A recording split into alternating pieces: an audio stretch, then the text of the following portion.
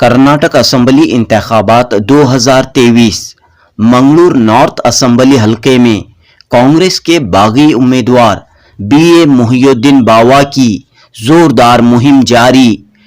कांग्रेस की टिकट न मिलने के बाद जेडीएस के उम्मीदवार के तौर पर इलेक्शन लड़ रहे हैं मोहिउद्दीन बावा।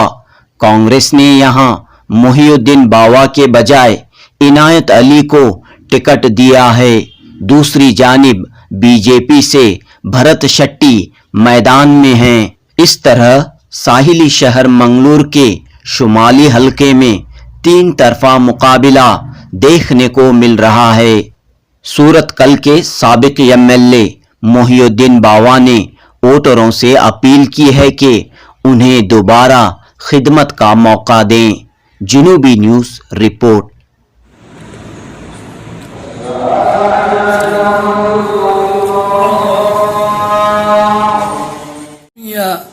मतदार बांधवरे बुधवार ಚುನಾವಣೆಯ ದಿನ ಸಮೀಪಿಸುತ್ತಾ ಇದೆ।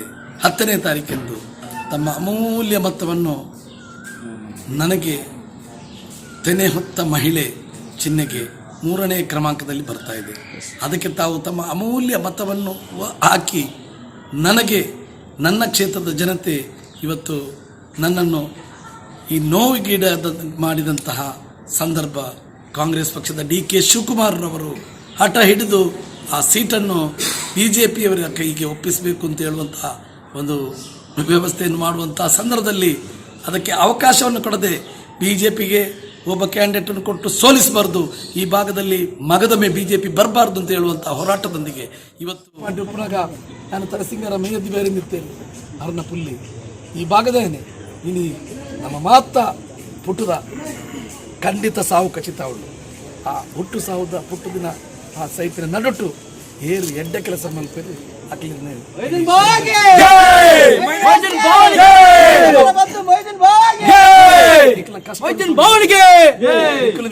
ಕಷ್ಟ ನಿಮಗೆ ತೋಡಂದಿಲ್ಲ ಇನಿ ಈ ಭಾಗದಲ್ಲಿ ಹಕ್ಕು ಎಂಕ್ಲೆಗೆ ರಸ್ತೆ ಮಾಡೋದು